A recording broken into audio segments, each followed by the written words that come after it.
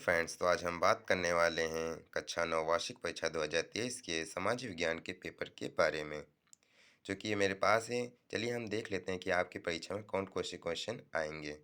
तो इसमें कुछ रूल्स दिए गए हैं जो आपको मैं पहले बता देता हूँ। तो इसमें पहला खंड आ है। इसमें 20 अंक के बहुकल्पीय प्रश्न हैं जो आपको अपनी और मार्कशीट पर करने होंगे। और दूसरा ये है कि खंड बा में 50 अंक के प्रश्न हैं जो आपको अपनी कॉपी में करने होंगे। चलिए अब देख लेते हैं कौन कौन से क्वेश्चन आपके पेपर में आएंगे। तो इसमें पहला है कि फ्रांसीसी क्रांति के समय वहाँ किस राजवंश का शासन था। तो इसमें हमारा पूर्व वंश इसका शासक था। अब इसमें देख लेते हैं दूसरा क्वेश्चन। तो इसमें है बॉल्शेविक दल का नेता कौन था। तो इसमें हमारा ये लेनिन था। ठीक है। चलिए अब देख लेते हैं प्रश्न तीसरा। तो इसमें है रूस की संसद को क्या कहा जाता था। तो इसको कहा जाता था कांग्रेस। अब चौथा क्वेश्चन ये है कि किस महाद्वीप में अधिक चरवाहे कबीले रहते हैं। तो इसमें है यूरोप। इसमें है महाराष्ट्र की मुख्य चरवाहा जाति कौन सी थी। तो इसमें है धांगर। ठीक है। अब प्रश्न 6 है, जिस शासन प्रणाली में शासकों का चुनाव जनता द्वारा किया जाता है उसे क्या कहा जाता है। तो इसमें लोकतंत्र से कहा जाता है। ठीक है। अब सातवां क्वेश्चन ये है कि प्रारूप समिति का अध्यक्ष कौन था। तो इसमें थे डॉक्टर B.R. अम्बेडकर। आठवां है, लोकसभा का सदस्य बनने के लिए कम से कम कितनी आयु होती है। तो इसमें है 25 वर्ष। अब प्रश्न है 9, मौलिक अधिकारों की सुरक्षा कौन प्रदान करता है। सर्वोच्च न्यायालय। ठीक है। इसमें प्रश्न 10 है, असहजता छुआछूत को संविधान के किस अनुच्छेद में दंडनीय अपराध घोषित किया गया है। तो इसमें है अनुच्छेद 17। ठीक है। भारत का क्षेत्रफल कितना है। तो इसमें है 32,87,263 वर्ग किलोमीटर। ठीक है। इसमें उसके बाद क्वेश्चन है 12, भारत का सर्वोच्च शिखर कौन सा है। इसमें है गॉडविन ऑस्टिन। ठीक है। उसके बाद है भारत की जलवायु को कहा जाता है क्या। मानसूनी जलवायु भी इसे कहा जाता है। ठीक है। इसके बाद है भारत का सर्वाधिक जनसंख्या वाला राज्य कौन सा है। तो इसमें है ये उत्तर प्रदेश। अब चलिए बात कर लेते हैं क्वेश्चन 15। तो इसमें है भारत का सर्वाधिक साक्षरता वाला राज्य कौन सा है। तो इसमें ये है केरल। ठीक है। उसके बाद है स्वास्थ्य एवं पर्यटन सेवाएं किस क्षेत्र के अंतर्गत आर्थिक क्रिया हैं। तो इसमें ये है तृतीयक क्षेत्रक। ठीक है।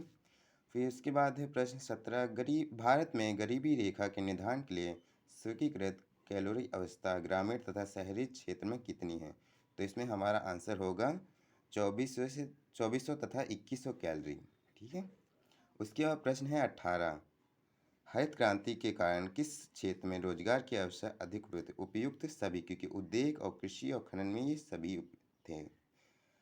अब इसके बाद है क्वेश्चन 19, अंत्योदय कार्ड किसके लिए होते हैं। तो इसमें हमारा आंसर है गरीबी रेखा के नीचे वाले लोगों के लिए।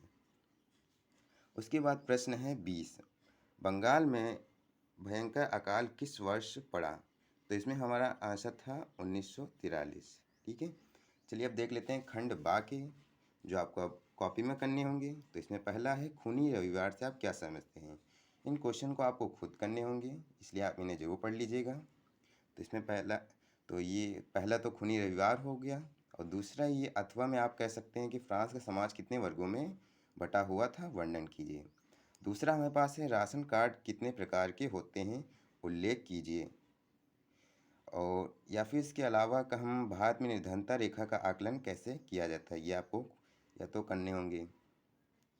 और उसके बाद है तीसरा क्वेश्चन, लोकसभा का सदस्य बनने के लिए क्या क्या योग्यताएं होनी चाहिए।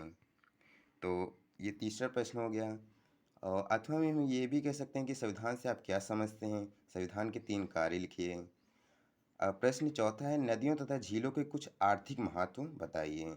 अगर आपको ये नहीं आ रहा है तो आप ये भी कह सकते हैं जनसंख्या वृद्धि के महत्वपूर्ण घटकों की व्याख्या कीजिए।